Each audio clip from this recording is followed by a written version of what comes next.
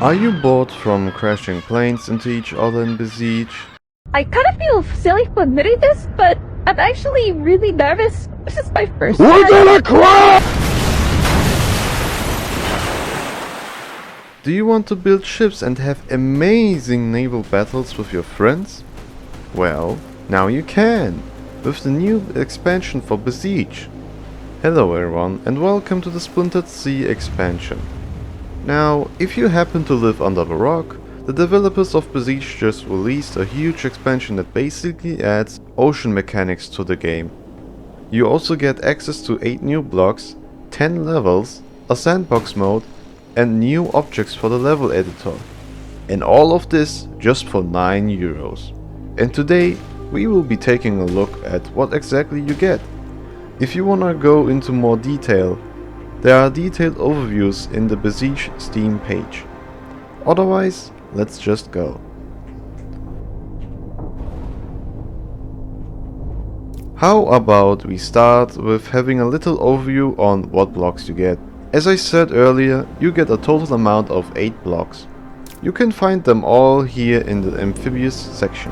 You get a curved wooden block, a small barrel, a large barrel, a rudder, a screw, a paddle, a sail, and a harpoon.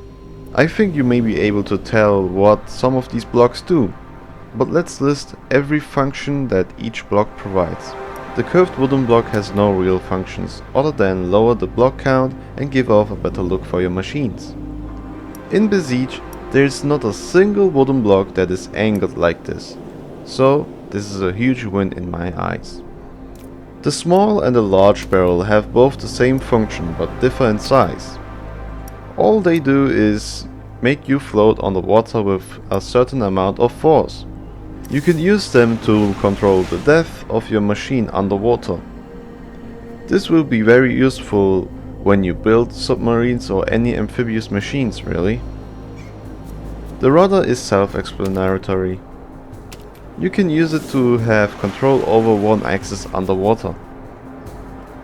The screw is probably the best block for mechanical parts. It can be used to propel your machine forward underwater, or it can be combined with a cork. Very nice.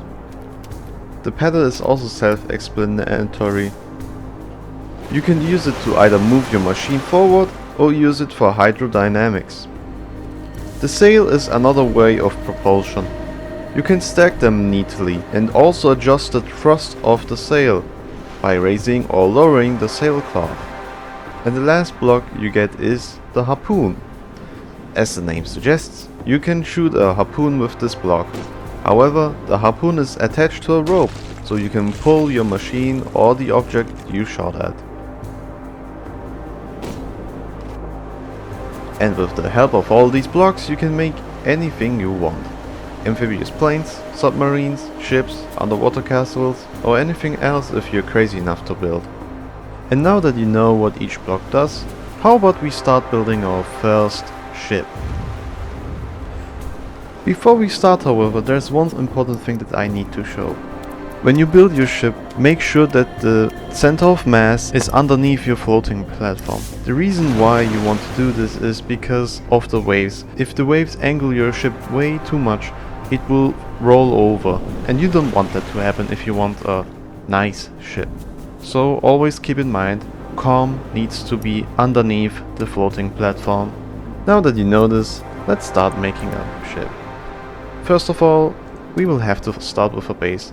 Take a few large barrels and just make a nice base. Let's use small barrels to stabilize the whole boat. If you only have barrels in the middle, it will cause your ship to roll over. And now that we're finished, we have to connect each of these barrels with wooden blocks. I'm using the curved blocks because they look very nice. And as you can see, I connected them all.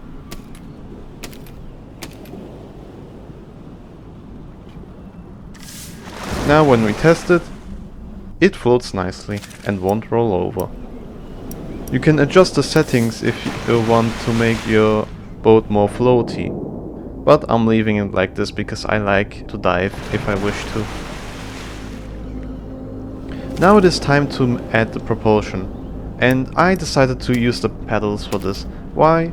No reason. All you need to do is add 2 wheels and pedals on the edges of the wheel.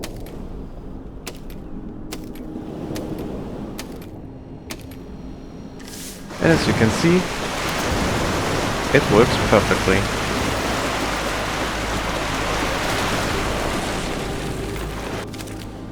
To add steering, all I do is adjust some settings, and now I can steer the ship as well.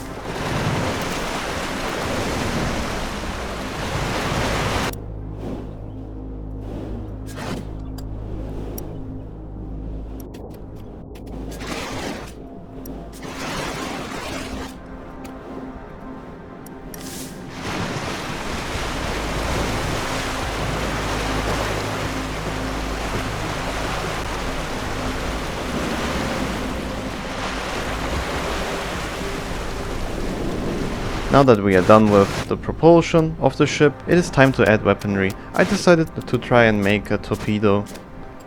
And as you can see, it wasn't working too well at the start, so I just decided to stick a bomb and call it a day. I also decided to make a platform on my boat where the torpedo could stay at, and also made a system mechanism which would push out the torpedo into the water. And now when we test it, yeah, it doesn't do much. The reason why is because the front of the torpedo is way too heavy. In order to make the torpedo swim on its own, you have to make it float in the front, so that it works much better. So that it can swim through the water much better. I also decided to lower the platform so the torpedo has an easier time going into the water.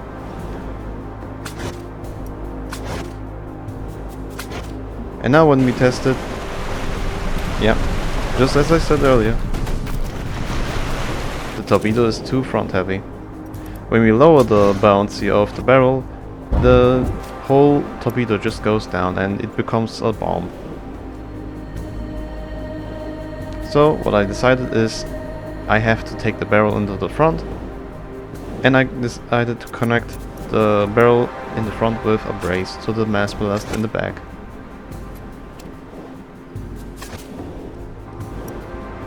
And now when we test it, it works pretty well.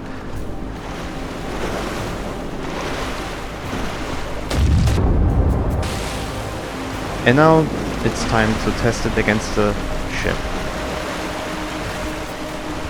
And we shoot. Well, the ship didn't sink, but I probably could ram it and get it to sink. And there we go. Got it. So now we have a very nice torpedo boat. I hope this video gave you a better grasp at what the expansion is gonna be like. And with that, thank you for watching, and I'll see you next time.